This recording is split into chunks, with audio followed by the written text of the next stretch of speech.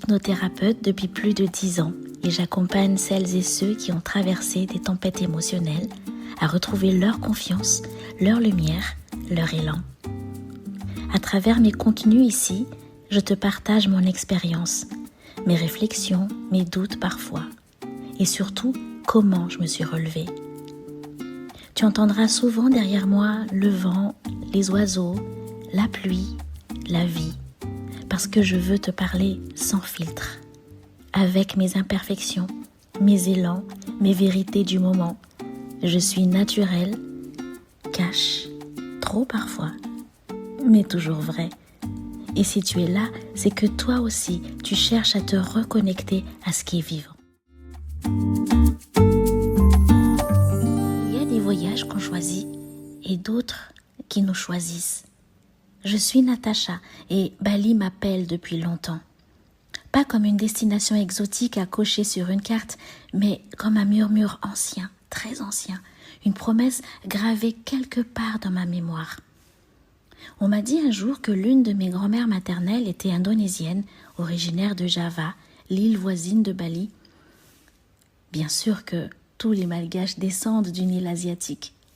Mais je crois que cet appel, c'est un appel du cœur, du sang peut-être, un appel de l'âme. Et c'est ce qui m'a ramenée ici. Ce n'est pas un voyage pour me trouver, c'est un voyage pour me rappeler. Et là, au moment où je te parle, c'est la 3e fois que je viens là. Et il y a toujours en moi ce fond de chaleur qui me broie, mais avec une certaine joie infinie lorsque je viens. Un peu comme si ce voyage me rappelait ce que j'avais oublié sous les couches de rythme, de performance, d'habitude ou de bruit. Alors, jusqu'à ce Noël, on est en 2025, je vais te partager ta boussole à Bali. Pas les couchers du soleil, pas les temples, quoique ils sont fous, mais tout ça, tu vas pouvoir les trouver ailleurs. Ici, je te partage des moments suspendus, mes moments suspendus, des leçons cachées dans les gestes simples, des façons différentes de l'Occident de regarder le monde. Parce que le retour à soi, ce n'est pas forcément l'autre bout du monde. C'est dans la manière dont tu respires, dont tu écoutes, dont tu vis. Ta boussole à Bali, c'est mon carnet d'âme et peut-être ton miroir. Si tu n'es pas encore abonné à mes newsletters dans lesquels j'explique encore plus en profondeur les enseignements que je retire de ce que je vis ici, alors n'hésite pas à t'abonner. C'est en bas dans la description. Tu sais, à Bali, tout va lentement. Et au début, ça m'a rendue folle. Parce que moi, j'ai grandi dans un monde où il faut faire, produire, avancer. Mais à force de courir, je crois que je me suis perdue. Et c'est là-bas, entre le bruit des scooters, le silence des rizières, que j'ai compris un truc. Tant que tu ne t'arrêtes pas, tu ne peux pas entendre. Tant que tu veux tout comprendre, tu ne ressens plus rien.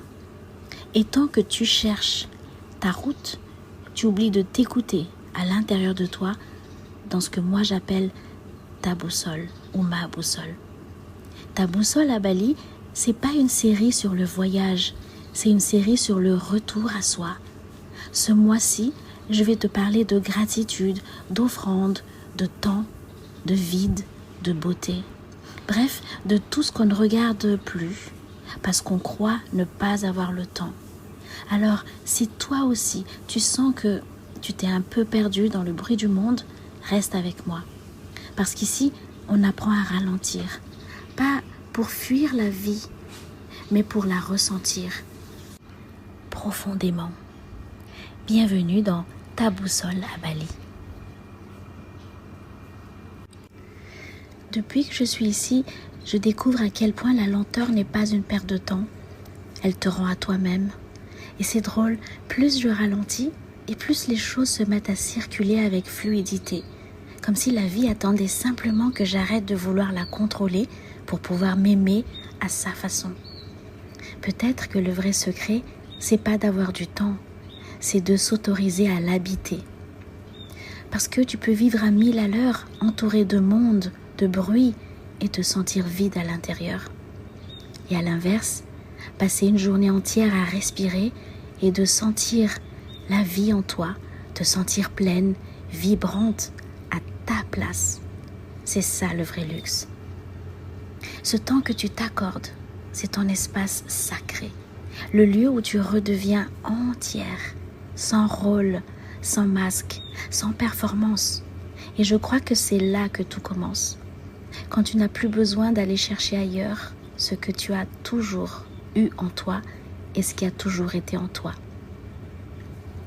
Dans mon prochain podcast, je te parlerai d'une autre forme de rituel, celui des offrandes balinaises. Je te raconterai ce que j'y ai découvert sur la gratitude et pourquoi apprendre à dire merci peut littéralement transformer la manière dont tu vis tes émotions. Parce que tu verras, parfois, le simple fait de remercier est déjà une manière de guérir. Pas le merci automatique, mais un merci profond.